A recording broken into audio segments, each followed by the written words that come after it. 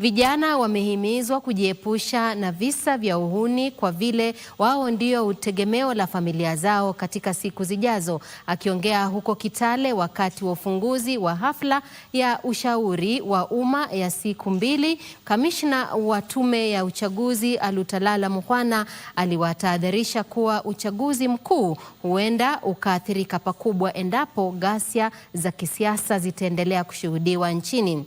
Joshua Joel anatufahamisha zaidi kuhusiana na taarifa hiyo.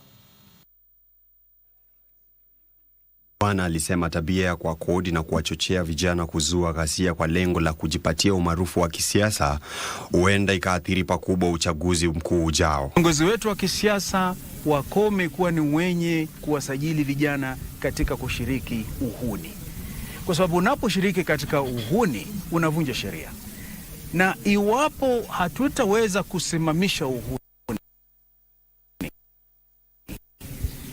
hali ya uchaguzi haitakuwa nzuri.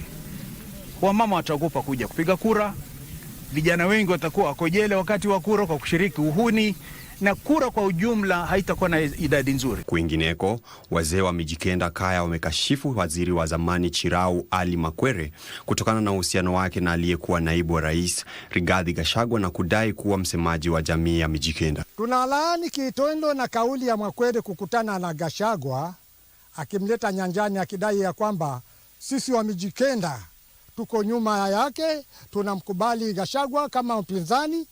Kitendo hicho sisi tunakilani na wala sisi hatuko pamoja naye. Sisi kama wazee wa Makaya tunataka kuweka appointment, tunataka tukakutane na rais Ikulu kama vile wenzetu wengine wa kutoka matabaka mbalimbali wanavyokwenda Ikulu wakakutana na rais na wakasimulia matatizo yao. Wakati huo huo, gavana wa Kiambu Kimani Wamatangi amepuuzilia mbali pendekezo la baadhi ya viongozi wa kisiasa la kutenga kaunti ya Kiambu kutoka eneo la Mlima Kenya au kuigawa kaunti hiyo mara 2, akisema mapendekezo hayo yamechochewa kisiasa.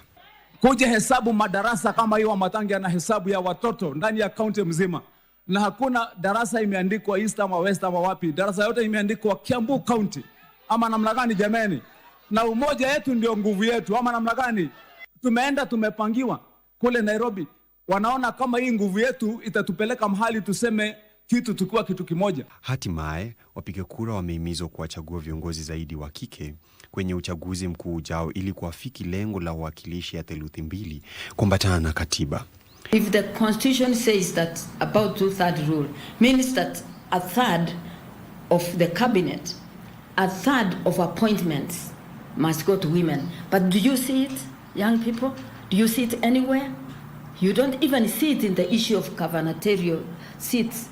How many governors do we have in Kenya? Hardly 10 out of 47. Nikiripotia Kurunzi, jina langu ni Joshua Joel.